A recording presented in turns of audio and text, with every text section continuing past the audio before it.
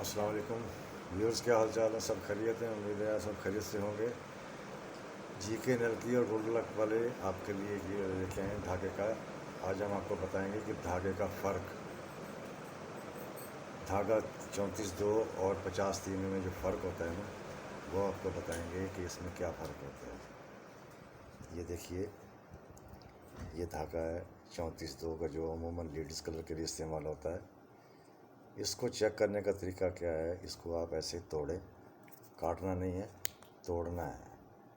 तोड़ने के बाद आप इसको करेंगे, इसके रेशे, ये जो रेशे सीधे करेंगे ना, आपको इसको थोड़ा सा घुमा के इसके रेशे सीधे करेंगे तो आपको ये रेशे 2 नज़र आएंगे। 34-2 के धागे में ये 2 रेशे होंगे, ठीक है। और ये जो 50-3 का धागा है, इसको भी आप ऐसे ही करेंगे, तोड़ के आप इसका अंदाज़ा लगाएंगे कि इसमें आपको 3 रेशे नज़र आएंगे।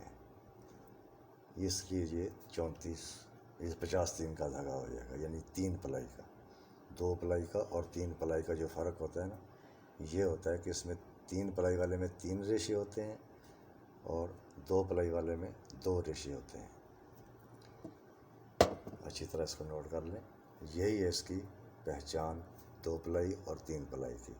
धागा एक ही कंपनी का होगा, लेकिन उसमें स्ट्रेंथ में फ़र्क आ जाएगा 2 प्लाई और 3 प्लाई का। उम्मीद है आप इसको समझ गए होंगे, 2 प्लाई और 3 प्लाई धागे में फ़र्क क्या है।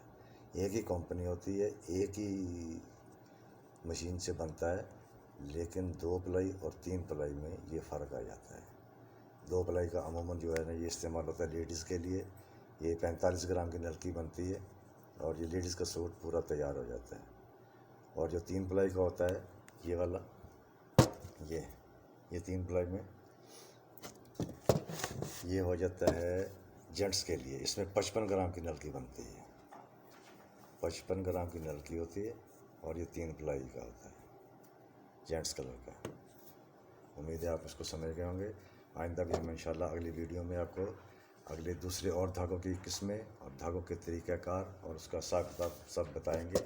उसकी पैकिंग का सामान कैसे मिलता है, कैसे बनती है, ये सारा कुछ आप हमारे चैनल पर देख सकते हैं।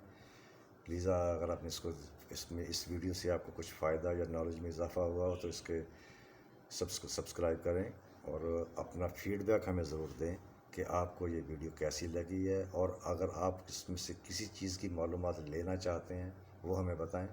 हमें इंशाल्लाह खुशी होगी आपकी मदद करके।